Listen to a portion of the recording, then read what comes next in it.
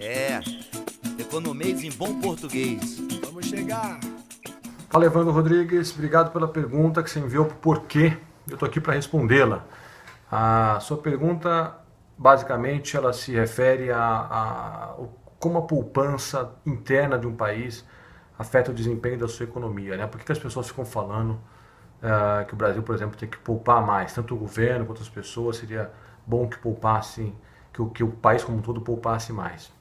Então vamos lá, Evandro. A relação principal aqui, a você ter em mente, é a seguinte: todo investimento que é feito em capacidade produtiva, quer dizer, aquilo, máquinas, equipamentos, plantas, todos esses gastos que geram mais produção, não imediatamente, mas no futuro, esses gastos precisam ser financiados com recursos, certo? De onde vem esses recursos? Esse recurso é da renda corrente, da sua renda presente. Então, quando você poupa e consome menos, você guarda mais esses recursos. Na prática, você, por exemplo, ou eu, que não sou investidor, né, no mundo fábrica, etc., bota esse dinheiro num banco, o banco empresta para os investidores, e esse pessoal aí constrói novas fábricas, inventa novas máquinas, etc. É assim que foi, e depois repaga, né, com certos juros o empréstimo, e o banco repaga para você. Então é mais ou menos assim que a coisa funciona. O ponto todo aqui é o seguinte: na hora que a gente poupa, a gente viabiliza mais recursos para outras pessoas dentro do país investirem em fazer a economia crescer mais rapidamente no futuro. Tá? Essa é a relação geral, então, entre poupança e investimento. Quando o país não poupa muito, quando as pessoas do país e o governo do país não poupam muito, o que acontece?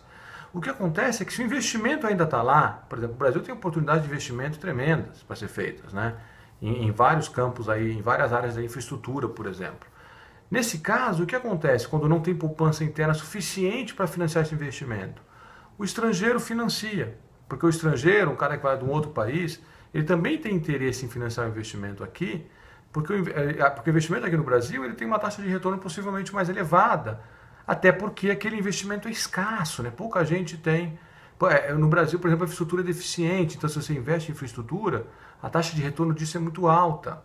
E o cara lá fora do Brasil, ele fica de olho, né, aberto nessas oportunidades, de olho aberto para essas oportunidades. E aí o investimento vem de fora. O problema é que o investimento de fora, esses fluxos de capitais, né, que você já deve ter lido no jornal, eles são meio volúveis. Eles são um cara que vem e sai um pouco por motivos que às vezes não estão associados com as questões internas. Se lá no país dele ele tem uma exceção, ele precisa desses recursos aí para cobrir perdas, por exemplo, lá ele vai e tira o recurso do Brasil. Então pode ser meio traumático. Confiar na poupança doméstica, a gente precisa usar a poupança externa, para financiar investimento, mas tem que ser um uso moderado. E quando a poupança doméstica é muito baixa, a gente precisa mais da poupança externa e coloca o país numa situação um pouco mais frágil. Então é por isso que os economistas defendem, por exemplo, um dos motivos defendem o ajuste fiscal. O ajuste fiscal é governo poupar mais, ou o governo, na verdade, despoupar menos, e isso tem impactos enquanto a gente precisa puxar de poupança de fora para financiar nossos investimentos. Valeu, um abraço. É o economês em bom português. Tem que economizar.